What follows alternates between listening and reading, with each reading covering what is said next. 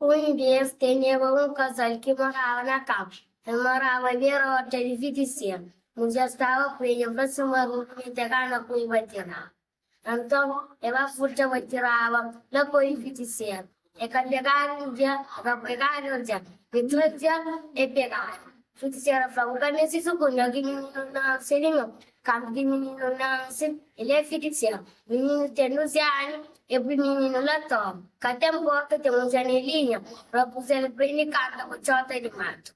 Então, quem se sujeita para Rapunzel, folha o corda com cadê. Então, sube que ele é o príncipe Santa passava, ouve que ele cantiga assim uma chota de mato, e falou assim, Rapunzel, folha o corda.